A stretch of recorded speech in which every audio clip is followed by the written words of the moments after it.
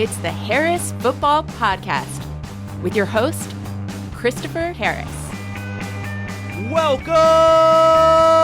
Hey, everybody! Welcome in. My name is Chris, and this is a show that I make for your earbells. What's going on? Hello to you on a Monday morning. Thanks for listening. August crawls forward slowly. We're still in these first couple of weeks where it's not time for drafts yet. My theory is we should be still figuring out what we think and not worrying too much about yet what the market thinks. How do we value players for fantasy? How do we process the occasional news item that matters? And there was one this morning. I don't know. For now, I really don't care too much about ADP, and I'm not going to talk about sleepers, and I'm not going to talk about busts. It's all coming, right? Even though I know that's all that we hear everywhere else. To me, I'd rather talk about what I think of players and talk to some expert friends of mine, think through what I learned from a summer of film watching, and then beginning next week, we will really start digging into where the market inefficiencies might be. Can't do it.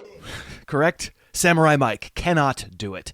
So it's Monday, and often we'll come back on a Monday in August and talk about a lot of news items from training camps. It was a pretty quiet skill position weekend when Michael Thomas posting on Instagram is the big story of the weekend. You know, the Saints leaked that he didn't get ankle surgery soon enough, and now he's mad at them for leaking it. Really excited for Skip and Stephen A. to have something to talk about this week. But yeah, I'm not really so much involved with that. So maybe the biggest news I know about on a Monday morning is Saquon Barkley apparently being about ready to come off the PUP list, which certainly is a milestone I've been looking for and hoping for and waiting for. I feel like by ranking Barkley as my 6th overall player in Standard and 4th in PPR, I've had him ranked at the peak of where I could get him and was just hoping for a smooth ride all the way up to week 1. Otherwise, I was going to have to lower him. And this doesn't imply that he's totally out of the woods. It doesn't guarantee he'll be ready for week 1. It doesn't guarantee he won't have swelling in his knee after some practices. It doesn't guarantee he won't do the Dalvin Cook post-ACL and suffer strains all year, but it's a step. It's the only thing we got. Good first step. We'll take it. And, keep listening, and we'll keep talking about what happens, what they tell us for the rest of the month.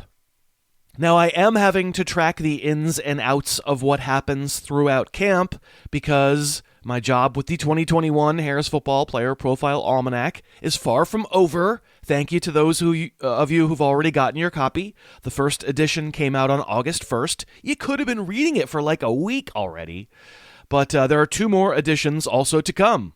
I will change my ranks. I will change what I think about players based on injuries that happen throughout August, and also based on the believable stuff about depth chart changes.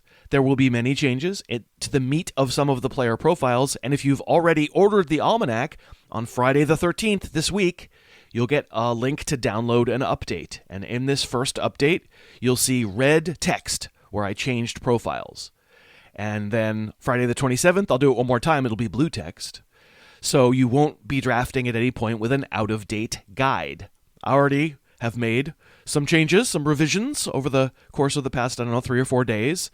And I know from recent experience that I always think I'm good and it's going to be fine. And then Wednesday and Thursday night, I wind up staying up late because there will always be more changes to make before Friday. If you haven't gotten your almanac yet, please do if you want to. It's 240 profiles. You've heard me talk about it enough.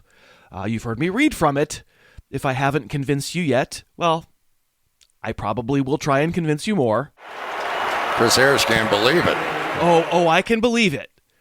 People get busy. You're not focused on your fantasy draft just yet, but really, you should leave yourself a couple of weeks to read the almanac. Here's a note from Lee Felker from Parts Unknown. Hey, Harris, after recommending the almanac to my husband last year, he picked it up and led his one keeper auction league all year until the semifinals. He pre-ordered this year, obviously. I've enjoyed hearing him laugh out loud while reading the 2021 almanac. He specifically told me these music references are on point. Well done, sir.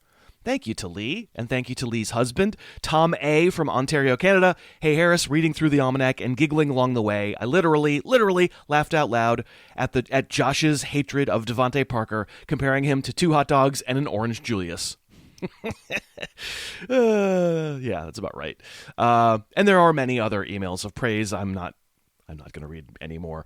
People giggle in general when they read the almanac. There will be that update coming soon. Why, Harris, are you doing that? Oh, come on. You know why. I do it for the fans. And Chris Harris, he doesn't miss many of those. I really try not to.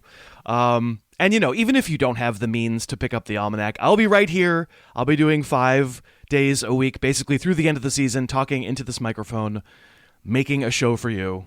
Maybe I'm just not up with the times, but who listens to podcasts? Oh, come on now. That is a great question, Troy. That is a great question. Today's kickoff. Okay, on today's show, that intro was a journey. Okay, so last Thursday on the show, you heard Brett Coleman and me count down our lists of film room heroes. Kind of a fantasy conversation, but also kind of an NFL conversation. Players that were just, we watched them on film and we believe in them to varying degrees. So the first part of today's podcast will be the inverse of that list. I'm going to count down my film room zeros, which, of course, I only call it that because it rhymes. It's not like the players I'm going to mention in this list have zero football ability or zero football appeal.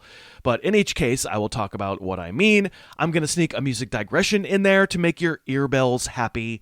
And then my guest will be my old buddy, Brandon Funston from The Athletic, and Brandon and I are going to talk our way through fantasy auctions, what the appeal is as opposed to snake drafts, and also refresh ourselves with some thoughts about how to best approach auctions in general, strategically, and then also we're going to reflect upon what patterns we ourselves find ourselves falling into when we personally do our own auctions. It will be fun, and I thank you so much for listening today. I use ExpressVPN every day on my laptop, the one I'm recording on right now. They are sponsoring the show today. Anytime I want to keep my online activity private, I use ExpressVPN. When I fire it up and I push that button, boom, I'm private. Why do I do this? The reasons vary. It can be as simple as I really don't want Comcast or Spectrum or whoever to sell info about what sites I visit. That sucks. Sometimes I want to download a TV show that might not be available yet in my area, or sometimes the international version of a website has something streaming that I can't get in the US. You should have a VPN, a virtual private network, and ExpressVPN has sponsored the show for years. It's rated number 1 by CNET and The Verge. It works on phones, laptops, even routers, so anyone who shares your Wi-Fi can be protected. You want to stream out-of-market games? You can do it with a VPN. Check out ExpressVPN by going to expressvpn.com/Harris, expressvpn.com/Harris. Add the /Harris on there. You'll get an extra 3 months for free. expressvpn.com/Harris. What does the film say? Yeah, I've spent a whole lot of time all spring and summer watching film on all these guys, trying to figure out what I think they're capable of and how their teams might use them differently, and sometimes I am just sort of left underwhelmed. A lot of the time, it's less about the players themselves being terrible, because I'm not going to list guys who are terrible, right? You're not interested in hearing me talk or drafting guys who are terrible. I'm not going to come on here and solemnly announce, ladies and gentlemen, I have discovered that Mitch Trubisky didn't look good on film last year, right? The guys I'm going to mention over the course of this segment, they're not awful. They're not. They're pro football players and they have jobs and they will play a ton this year. So often maybe what I am reacting to when I decide to put someone on a Film Room Zero list, it's like I understand the discourse around these players, what their biggest boosters believe they're capable of, what they're going to do, and then I watch them on film and I kind of just don't agree. I think, in fact, they aren't the dudes that the believers believe. Last year, I did this list. I am committed. This is my guarantee to you. I'm not going to repeat any of the names that I did last year on this year's version. Last year I had Miles Sanders, David Montgomery, Darius Slayton, James Washington, Tyler Higbee. And, looking back now that I've got another year of their film, 2020 film, yeah. I mean, Montgomery finished as the RB 6, but we've talked enough about that. No regrets on that list from last year, as they say. So, all right, for 2021, I'm going to start at 5. I'm going to count down to 1. As usual, there's really no reason to do this. In fact, it's a pointless countdown. Truly is a pointless countdown. Okay, number 5 on the list. Had to do it to him. Whoa, ho, ho, Fitzmagic, you know. Brother Fitzmagic has died. His beard was shiny, now it's shoddy, and his passes were high. I'm a Fitz, I'm a pumpkin, put me in. I'll score nothing, I'll score 50 on your bench. But you can't trust me, I'm no mensch. So true. A lot of Ryan Fitzpatrick mixtapes over the years, as you can tell, including one last week. We did have a frank Ryan Fitzpatrick conversation way back at the beginning of July when Jimmy McCormick was on. It's probably just time to refresh it, do it again. I hope this time around there's some level of rationality when it comes both to Fitzpatrick himself and this major, huge, outsized effect that he's going to have on his teammates. There's that NFL meme that puts up 4 pictures of new teammates and says, "Who stops this offense?" And that happened a lot this summer for Fitzpatrick in Washington. Finally, a super aggressive QB who'll fling it all over the field. So excited. So many weapons. Terry McLaurin, who you know I really like. Curtis Samuel, Antonio Gibson, Logan Thomas. Who stops this offense? Ryan Fitzpatrick surely will be the key to unlock all these guys. And as I said last week, I don't hate for McLaurin that he's got a crazy cowboy for quarterback. I certainly worry what happens in the down weeks. I worry what happens if and when Fitzpatrick gets benched and someone else is the QB. There's stuff that can go wrong, for as long as it lasts. Sometimes the Bortles maneuver gets a wideout some points. But my larger point about Fitzpatrick is, on his 9th team, people are still shaking their heads and going, "Oh, that Ryan Fitzpatrick, he's incorrigible," and chucking him under the chin.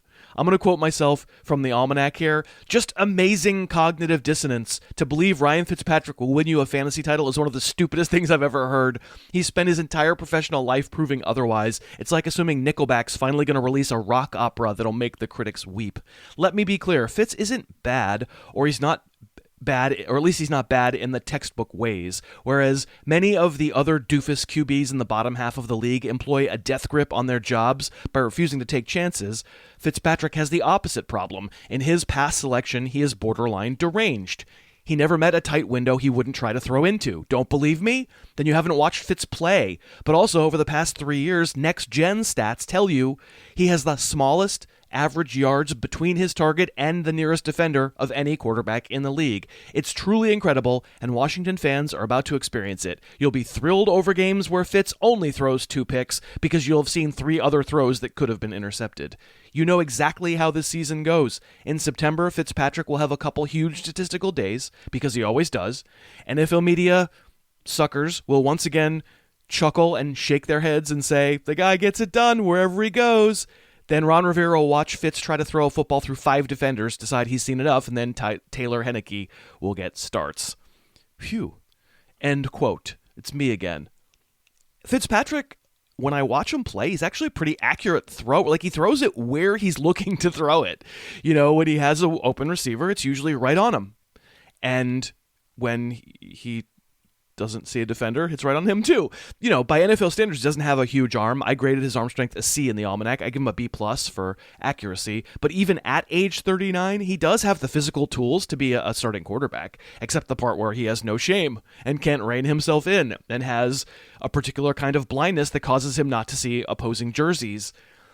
I'm guessing after the initial uproar in March and April, where people were like, "Yeah, hell yeah, Ryan Fitzpatrick, QB11. I don't think you're going to hear that as much anymore. This is not a case where I'm raging against the fates, against the storms like King Lear, as you hunker down and decide you're going to use Ryan Fitzpatrick as your starter. But I do think it bears repeating that this movie is always the same. And as much as I want to have McLovin in fantasy leagues, we're probably going to get frustrated by Fitzpatrick's act. It can really mess with you on a week-to-week basis. All right, number 4 on the Film Room Zeros list. It's not fair, he's not a zero, but I put Michael Gallup on this list, really because I remember the Gallup discourse from a couple of years ago. Like, really 2 years ago. 3 years ago, he's drafted, he's a 3rd-round pick. And I will say, like, to just take a meta step back and say, Gallup seems emblematic of a phenomenon I will call YWDS, Young Wideout Derangement Syndrome. The NFL media industrial complex has so many voices, so many websites, so many Twitter handles, so many podcasts, so many people trying to do this that, to get noticed even a little, you have to have takes. And of course you do. I have takes. Everyone has takes. But there's a particular subset of a true underground football knower, a hipster, a fantasy hipster or an NFL hipster who gets really into the draft and just decides they love everybody. All these great receivers who look amazing in college, because of course they do. They're playing against the future gym teachers of America. And, well, they go 3 Sigma at the combine, when there is a combine, and they just are like undeniable as prospects. Except the problem is there are like 20 of them every year, and they can't all be undeniable. They can't all be awesome in the NFL. And so, they turn into N'Keal Harry, and some of them turn into Denzel Mims, and then some of them turn into Brashad Perryman, and some of them turn into Miles Boykin. But everybody's got to be the greatest. Everybody's got to be unstoppable. And then they turn into Andy Isabella, and they turn into John Ross, and they turn into James Washington, and they turn into J.J. Arcega-Whiteside, and you get my point. Most hype that gets served to you at any position for players who haven't played in the league is hyperventilation. And the wide receivers, it's so easy to hyperventilate because they have college clips that make them look like superheroes. So anyway, into the breach steps Gallup, who 2018, his rookie year, didn't do anything. But 2019, I'll never forget the season opener against the Giants, national TV, late afternoon, did 7 for 158. This is week 1 of 2019. And there was Aikman crowing, oh, this guy, all the Cowboys can do is talk about this guy, his speed, his strength, pure outside burner. Wow, this guy. And ever since that hot start in 2019, that feels to me like the lens through which a lot of people view Michael Gallup, when in fact, I don't know. I watch him play, I see Michael Floyd. Michael Floyd was always fine. He's fine. Good player, pro-level player. Not like he shouldn't be on a team. I think it's actually kind of weird the Cowboys send him deep as often as they do, because I don't think he stands out as a real burner. I don't think he's that fast, to be honest. He's fine. I give him a B. Like, he's fine. He's NFL level fast. I mean, I probably shouldn't say that. I understand why in one vision of an offense you might send Michael Gallup deep because, okay, yeah, he's not usually separating from a defensive back, but he's really strong. He's a tough dude, and he's really good at wrestling away contested catches. There was actually buzz this summer about Gallup moving more all over the formation, including the slot. I think that would benefit him.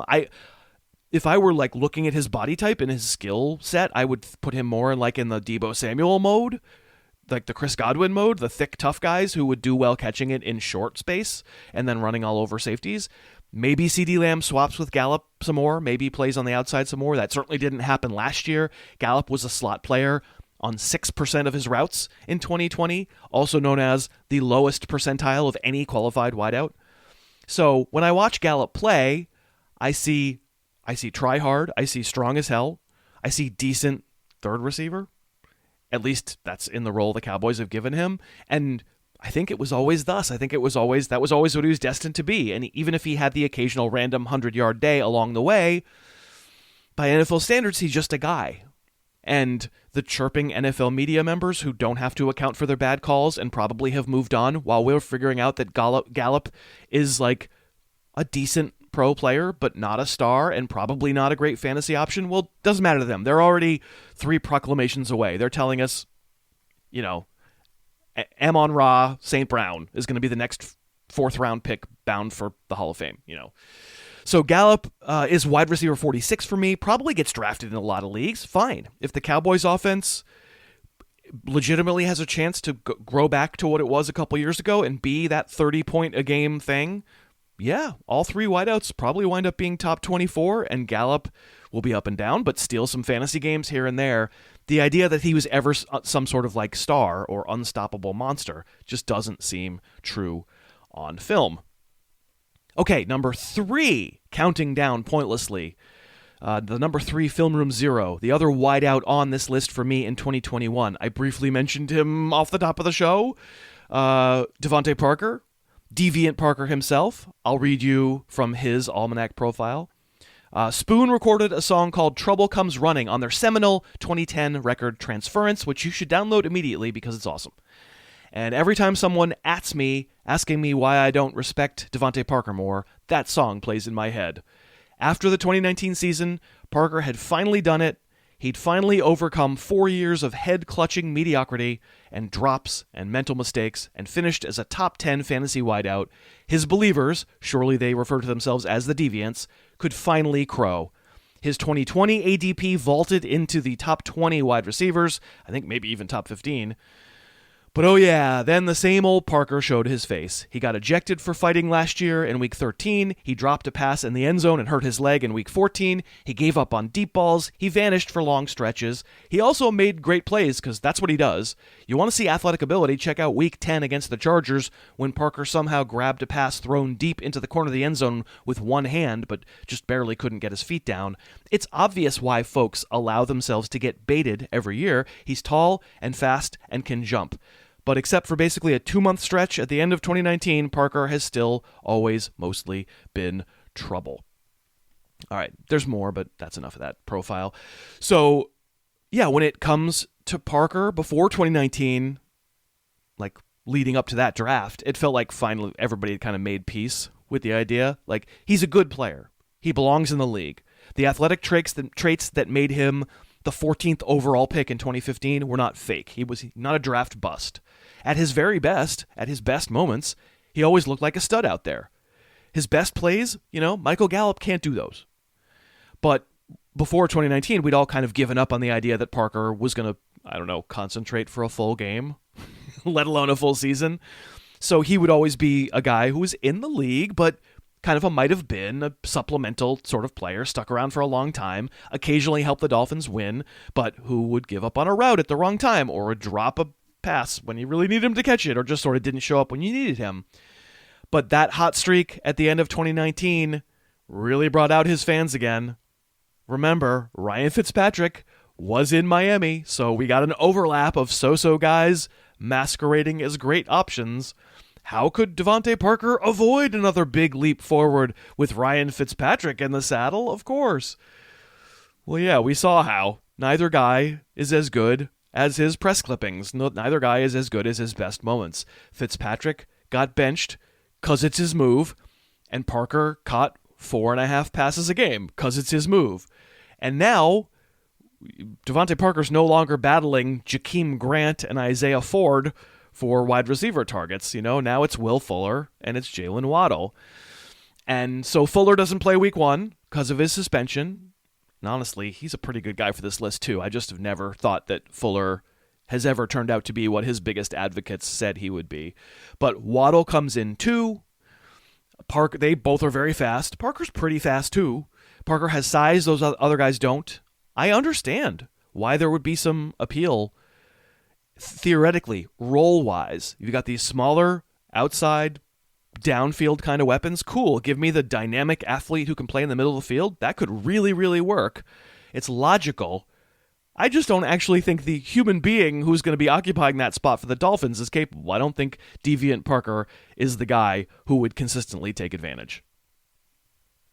Hey, today's podcast is sponsored by BetterHelp. If you're interested in finding a therapist but don't know how to get started, BetterHelp is a good place to do it. They'll assess your needs and match you online, and you can start communicating with a therapist within 48 hours. Therapy is good. Therapy can really help. I have done therapy. I see a therapist now. Sometimes you just need somebody to talk to make things make sense. I find having to say what I think out loud to another person has a tendency to clarify stuff. BetterHelp, it's not like it's a crisis line. They're matching you with a therapist you can talk with. And they're available worldwide. They're committed to facilitating great therapeutic matches, so they make it easy and free to change therapists if you need to. And BetterHelp is more affordable than a lot of traditional offline counseling. You can go to the website.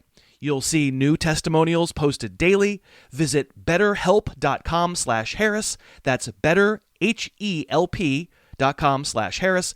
You can join the 1 million people who've been matched with an experienced therapist. Use betterhelp.com/Harris and you'll get 10% off your first month as well. That's betterhelp.com/Harris. Harris's music digression. So I was vaguely aware of Laura Stevenson. I had definitely listened to her music before, but I don't know, it hadn't all like clicked that I knew who she was or whatever. And then this song, she has a self-titled release, I think, that is just coming out.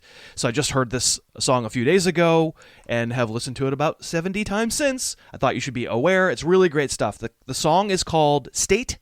Her name is Laura Stevenson. The album, I think maybe it did just come out this past weekend. It's also called Laura Stevenson. Really dig this song. If you like it, go give it a spin. Go give it a download. Here we go.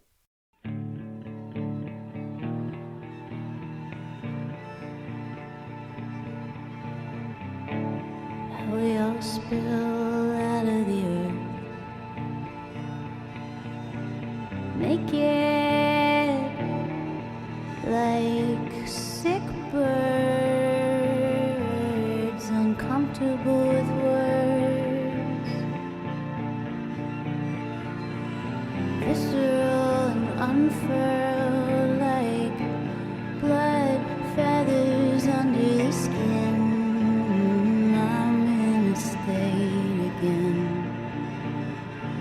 But I stay polite, I stay polite. It keeps me alive.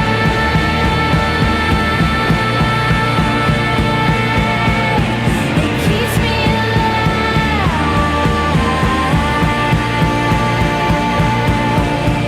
Seems right.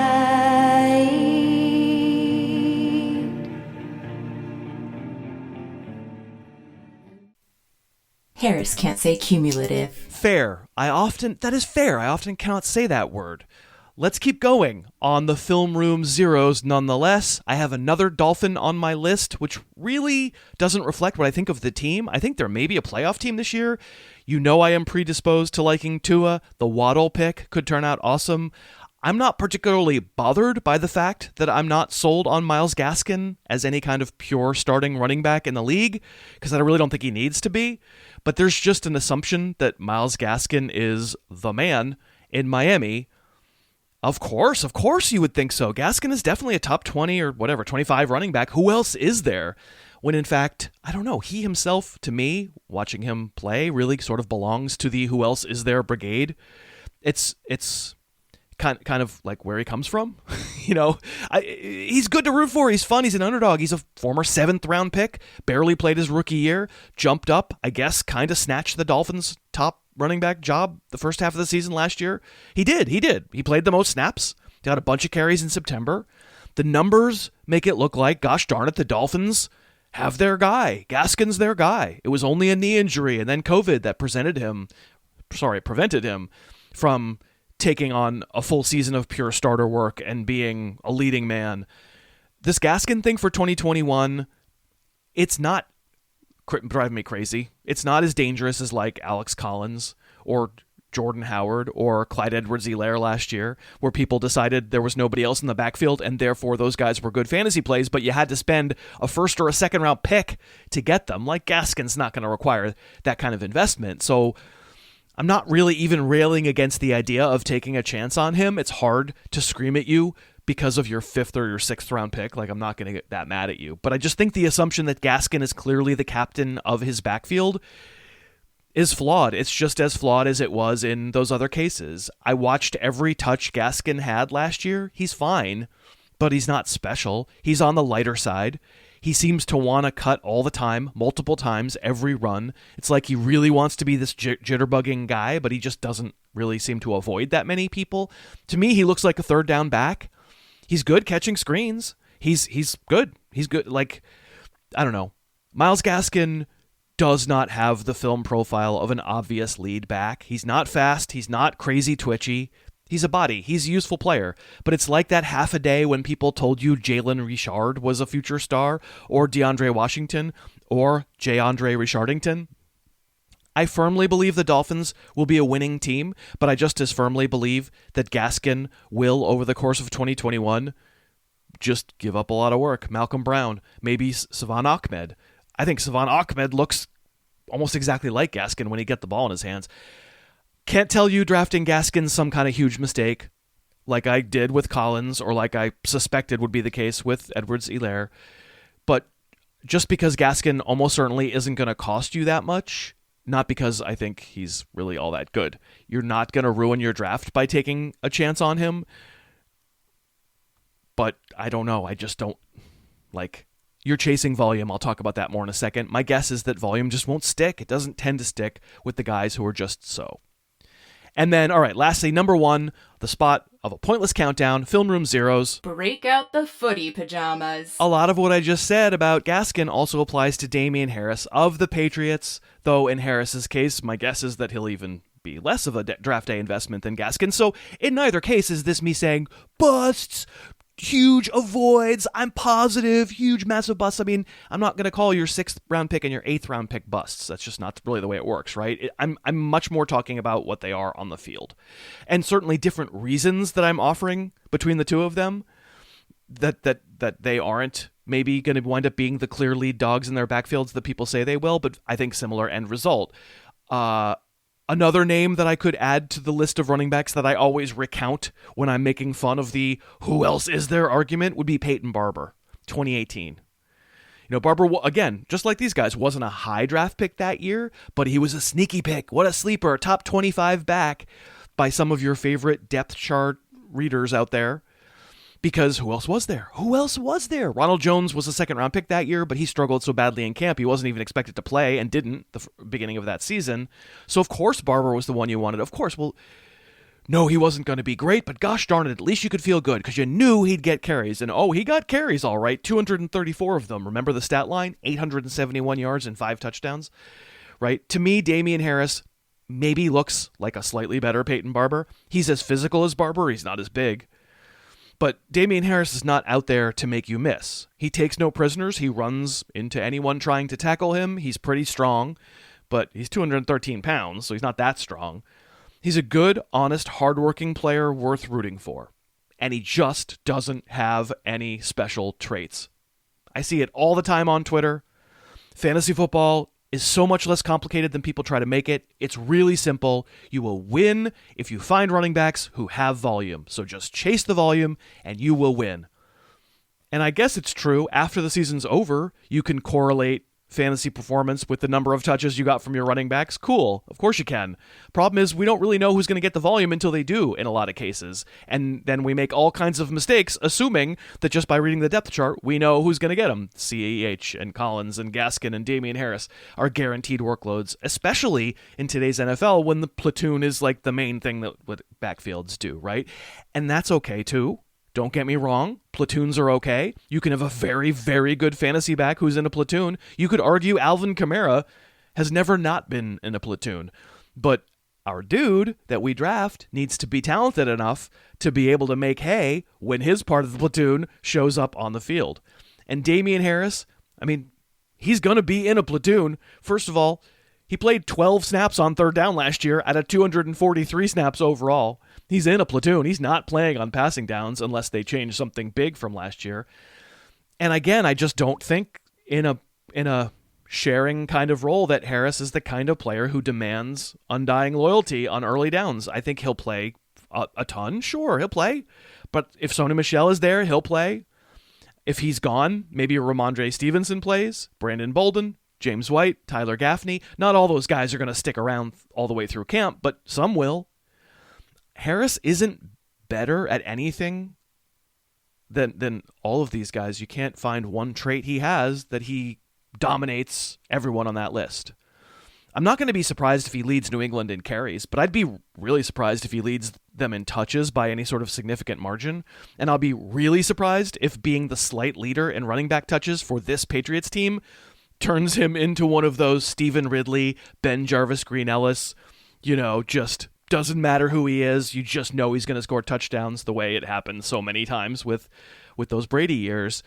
Harris is the more physical version of just a guy, and there's nothing wrong with being that. It's cool for him.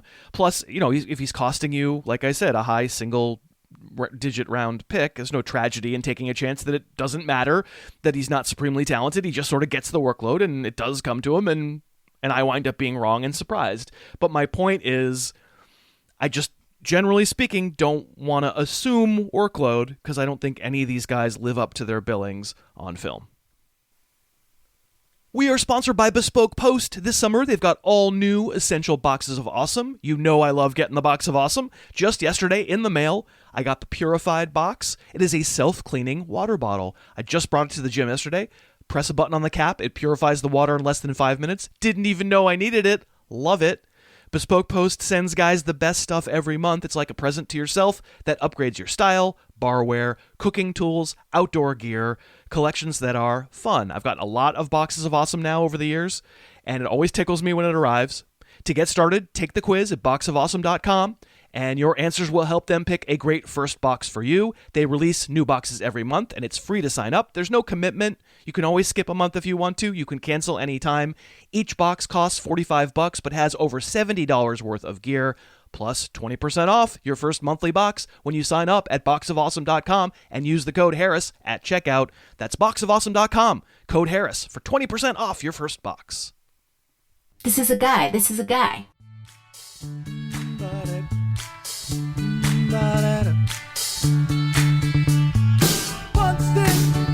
Looking down on you, looking down on me like we asked for. Brandon Funston, talking Christmas treats, jingle jangle is sweet. We would all like to eat. Babe.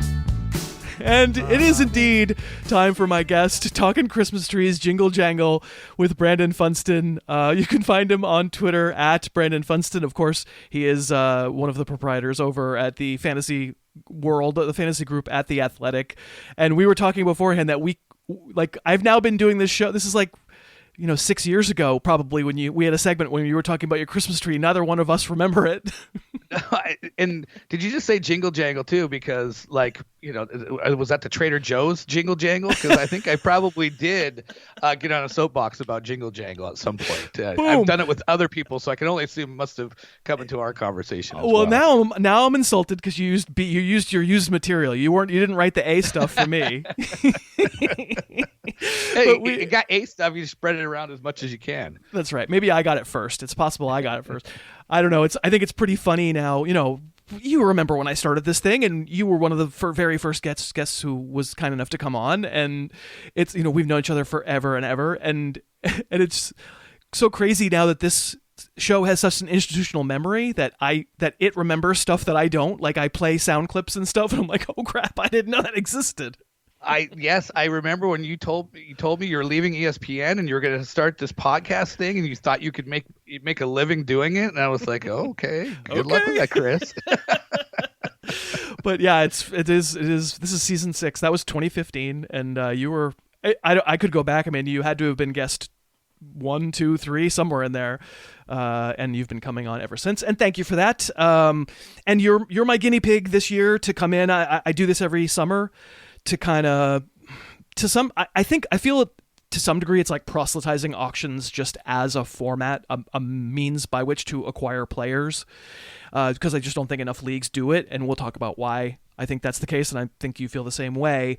But I'm also just kind of interested in your idiosyncratic approach. You can just talk about how you tend to be in these things, and I've all sorts of questions, and I guess by having a different person on to do the same, a different iteration of the same topic every year, hopefully over the years people are kind of getting different ideas. If you could sort of nutshell for me the general appeal of why you think you would do an auction draft as opposed to doing a snake draft. Open market, right? It's American. It's capitalism. And it's funny because I'm not like the auction advocate guy. Like, I'm sort of auction agnostic. I still enjoy snake drafts, but I think there's people should, for the sake of diversity, mix it up.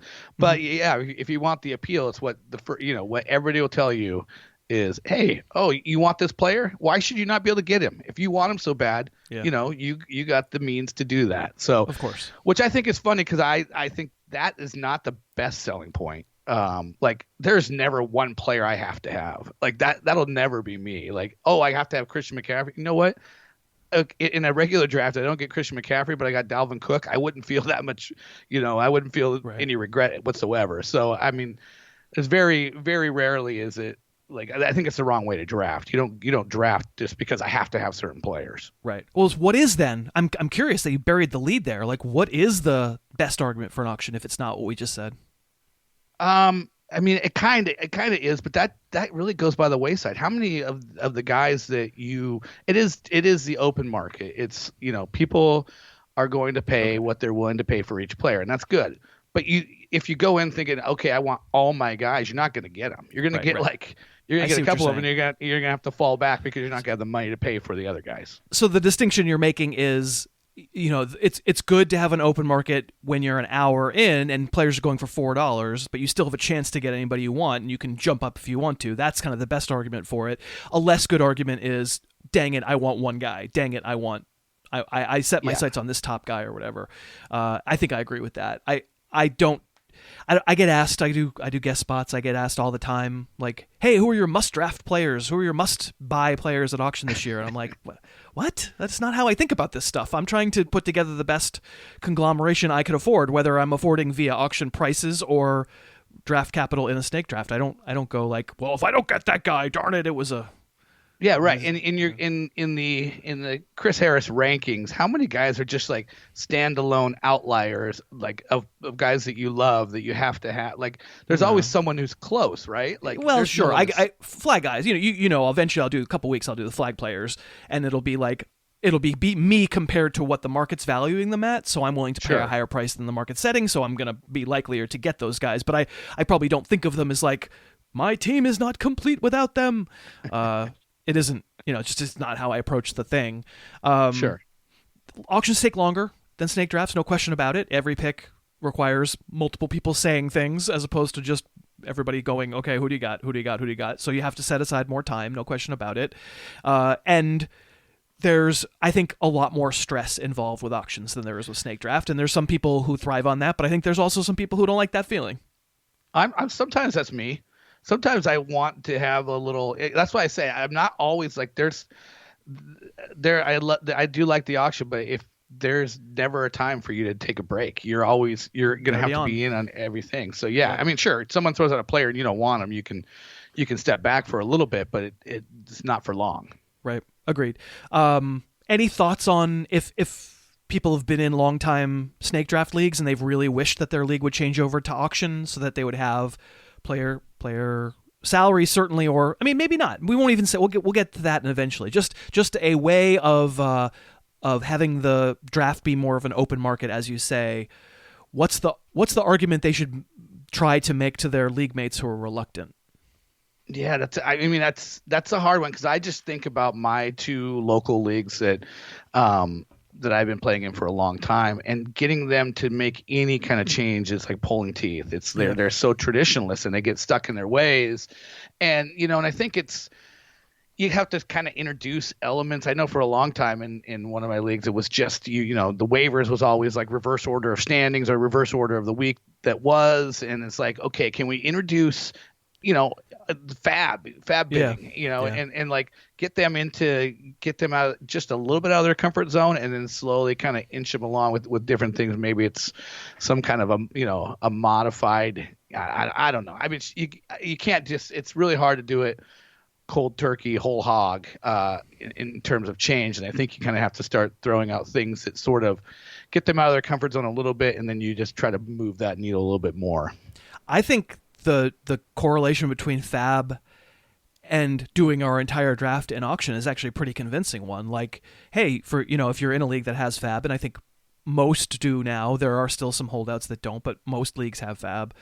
Hey, you allow everybody to kind of have blind bidding based on free agent acquisition. Why, if we all can get together and we have the time to do it online or in person or whatever, why not just extend that to the draft before? I mean, it is a pretty clear equivalent mechanism wise. Yeah. And then the other thing I was thinking is maybe you create some kind of a secondary league. Maybe it's way less involved, but it involves auction, and people don't lose what they have, but you add in the element just to give them a taste of it. Yeah. And maybe that helps them, move further down the line the next time around. It's tough. It's tough to know like what would work on any given. The thing I would say is that every league I enjoy the most is an auction league. Me personally, every league that I'm, large is not. I have the 2 leagues that I've been a commissioner of for 20 years almost. Large, many more than 20 years.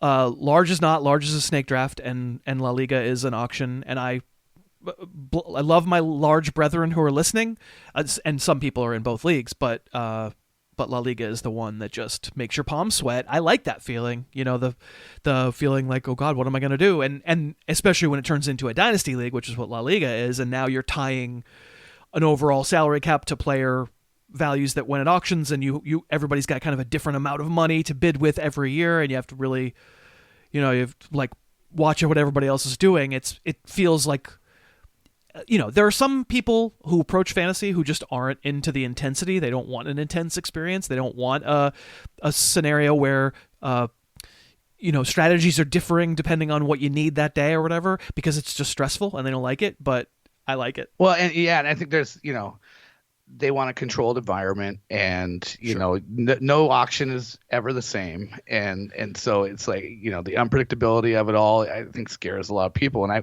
I will say, like, it's like, for me and you're asked into a lot of leagues, and if everybody wanted to do auction all the time, you would like pull your hair out, because there's no time.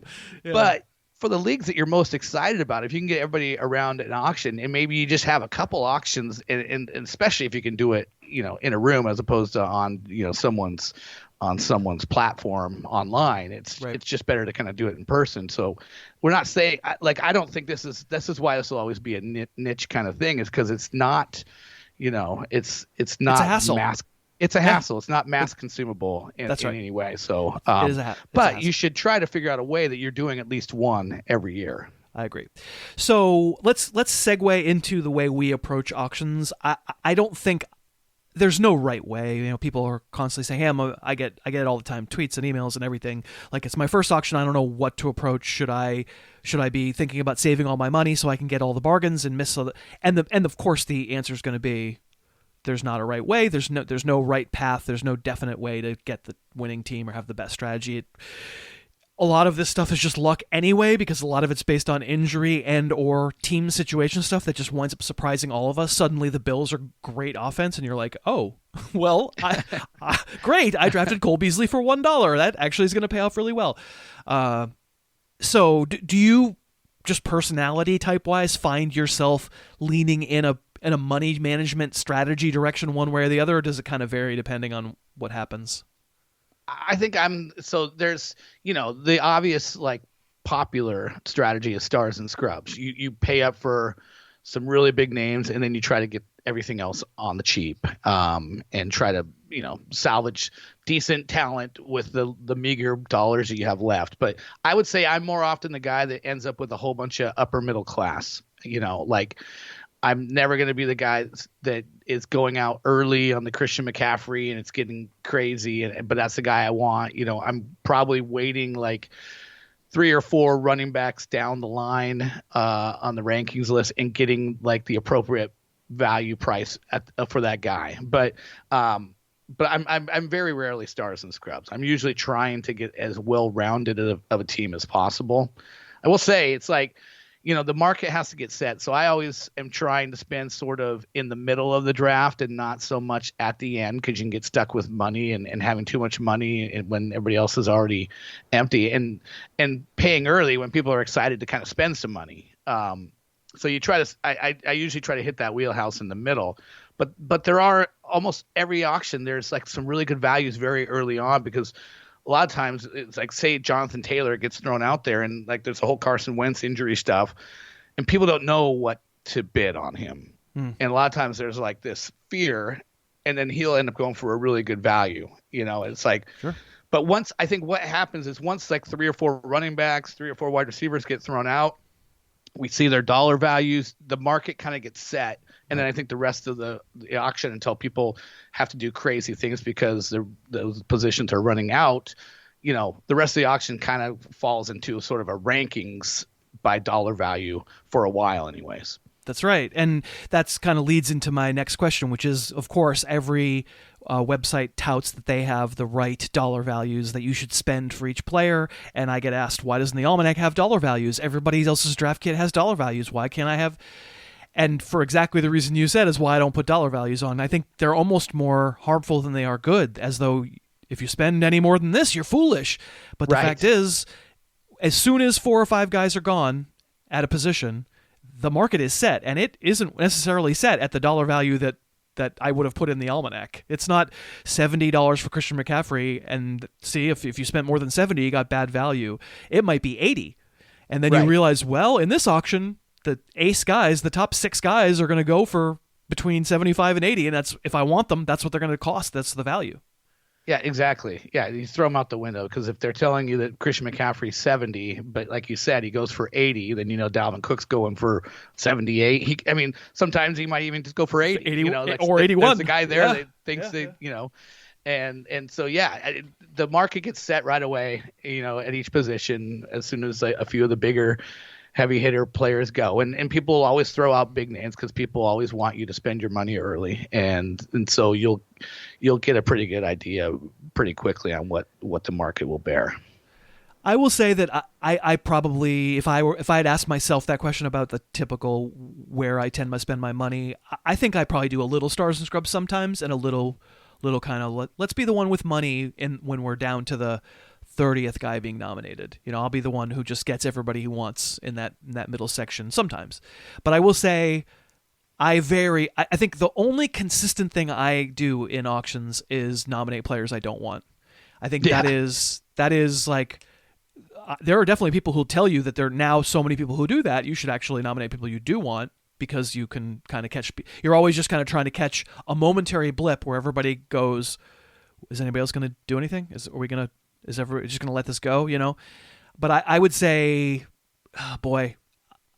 I'm somewhat colored a little bit by La Liga, because you're coming into a dynasty format with a lot of positions already filled. So if I have all the wide receivers I can imagine that I will ever possibly use, or maybe one shy of all the receivers I could ever possibly use, well, I'm going to throw out a bunch of receivers, see if I can get some money off the board, because then when positions, money off the board so that I can get a better deal on somebody else.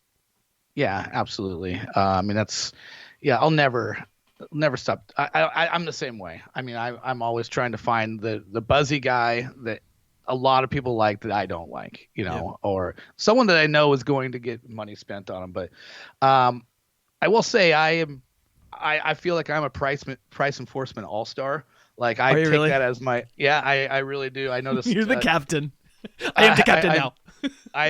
Because I think the whole deal is, look, be an enforcer until the dollar value is no longer what you feel is comfortable. You can't hate players, like even the guys that I throw out, if no one's going to bid on them, but I think that they're ranked, and they're worth accordingly. I'm going to make sure that they get something close to that dollar value spent on them, because every dollar that you don't let your opponent spend, or that you don't let your opponent spend, is going to come back to haunt you on somebody later. So you got to get those dollars out there, and I tend not to be. I have to say though, I tend not to be a price enforcer. I kind of let the market.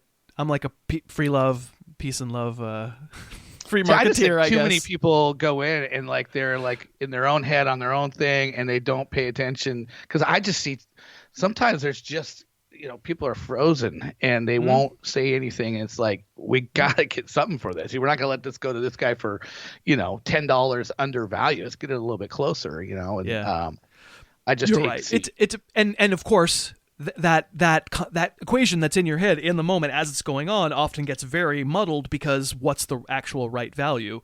You've got ranks that are linear, and you're kind of trying to transpose those onto the position of the player who's been nominated and compare it on the fly to all the better players and what their prices were.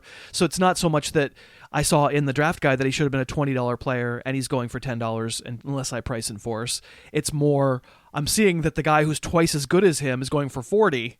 So that's how I know he's worth 20. So it's like this multiple levels of calculus that you got to kind of figure out all at once and then you go, am I crazy? This guy is like 75% of that other guy who just went for $40. We should be paying 30, right? So I'm gonna and like sometimes I just don't want to play that. I've gotten burned enough times getting players I didn't really want, and I gotta say often I'm not the price enforcer. Yeah, well, and it's, and hopefully you can talk to other people as well, and I'm always trying to make sure other people are stepping up to price and force as well. You don't want to be the only guy, the only guy in the room doing the work. You're the guy in the auction who's like, "Isn't anybody do anything?" Seriously, come on, you idiots! Don't let him get away with this. We're all in this together. Against that guy who's about to get a really great bargain. No, but certainly price and force. You just have to be careful. As I'm sure there are times, since you're the captain of the ship and you're the price enforcer in a lot of auctions, there probably have been times where you already had 3 wide receivers and you only had 1 running back, and a wide receiver was out there, and you were like, I got a price enforce here, even though I don't need him and I'd rather spend my money on a different position, and you got stuck with the guy. Yeah, I'm sure it's happened. I can't speak about specifics, but I know I've been like, oh God, I mean, this is a good price, but please someone say another $1, please somebody, because I'm like, I feel like this is appropriate place to be price enforcing, but please someone take this off my hands. And it's happened plenty. You sweat that. That's part of the whole stress thing you talked about. Sure. There's no right way to do it. That's what's great about it. There's really no right way to do it. You have a lot more control, it feels like. So, okay, you get down to the end, and now everybody's under $10, and some guy only has $5 for 5 players, and it almost kind of turns into a very fast snake draft. How prepared are you for that by the end? Like, are you just like, let's go to the ranks, let's just start? Because it's always a little bit of a calculus, like, okay, my max bid is $2 and everybody else's max bid is $1, except that guy over there's max bid is $3. So do I think he wants my guy? So should I not throw out the guy I actually want? Well, I would say that's another kind of commonality of my auctions is I hardly ever get $1 players for this very reason. Like, to go $1 player, you have to avoid nominating the $1 player that someone else is going to say $2 on that you want, but also avoid nominating the $1 player that you don't want if no one else steps up and it says 2. So I usually try to keep at least $2 for every player. It's weird, but that's usually how I end up, and it's a lot harder to go to $3 at that point in the draft than it is to go to 2. Right. I'll say I'm often down to three holes, $3, and at some point you just go, well, I would have lost him in a snake draft anyway, so if I lose him, I lose him. I'm usually not. Yeah. I'm probably not throwing out $1 players that I don't want because I think someone else is going to go 2, because that's a really great way to get stuck with the $1 player that you don't want. Well, so if you go stars and scrubs, you're throwing out $1 players early. And that's a hard place to be because there's so much money. But I do like kind of like the 3. If you're down to $3 for 3 spots, it's not nearly as bad. And, right. And this is more like I have 10 spots and I have $15 because I went stars and scrubs, and now it's all $1 players, and see if I can get away with them. And often the real advocates of stars and scrubs will tell you, I've gotten $1 and $2 players that should have been $8 players, but it was too early. Yeah. That's right. When people are like, okay, that guy's fine, but I got my money, bigger fish to fry. Bigger fish to fry, exactly. Yeah. I guess lastly, I would say just I'm trying to tailor this thing to there are probably a lot of very experienced auction players who are like, this has been kind of top level, and that's I feel like it's a pretty big audience. Thankfully, that's a big audience, and I'm trying to talk to a lot of different people. What I'm about to say won't apply to a lot of people, but if you take your auction values and then make it into a salary cap league, right, where if you're going to trade, you have to consider the contract that gets associated with each player. So McCaffrey goes for $70. That means if trading for Christian McCaffrey is going to put you over the cap, that means you have to send X amount of money back in auction values to that other team in order to keep everybody under the cap. This for me is another part of the beauty of auction. I understand it's a next level that maybe people just want to forget the auction values once it's over. We distribute our players, cool. That's not even, but you also can keep their dollar value attached to them. Yeah, and I mean, trading Christian McCaffrey at that point becomes pretty difficult. You got to be a little bit savvy, right? If you're trying to take him on. And I think that's I think auction does a really good job for lending itself to a keeper league, where dynasty of some kind, yeah. Dynasty of some kind with some kind of a escalator each year on salaries and stuff like that. Just a lot easier, I think, than the whole round thing that is done in a lot of keeper leagues. Taking it next level though, for sure. Right. Well, if people are interested in like the highest, like most ridiculously complicated I've mentioned on the show many times, but follow Colin at La Liga Lebowski. He runs the La Liga account. There are by now hundreds of clone leagues of La Liga, and we have rules that are public. And if you really, really want to go whole hog with that notion, believe me, we've gone pretty far. Brandon's not in that league, but I think you detailed that league for me. It took about 4 hours one night at a noodle place in LA as you explained it to me. It was fascinating though. I could tell you were passionate about it, but it sounded like a really cool league. It is a cool league. I mean, Barron's is in it. You know a lot of people in it. It just it didn't work out that didn't have an opening at your free point. We'll get you in there. Yeah, we'll get you in one there. of these days. Okay. Yeah. Well, this was fun, just to kind of hopefully give people a primer. I have a hard time, people say, do auction content, and then I'm like, what's auction content? Because it seems like to me auction content is just player content, and people want it to be, no, you don't understand. You have to spend exactly $138 on your running backs, and, you and I are just never going to give that advice. Never. Yeah. I mean, if you consider yourself a reasonably smart fantasy football player, just dive in and do it. Yeah. You'll learn, and you won't be that far behind the eight ball than anybody else. Like I said, they're all different. You learn something new, or something happens different that you'd never saw before, or maybe that's being a little bit sensational, but there are different personalities every time you do an auction. That's what is also kind of the fun of it.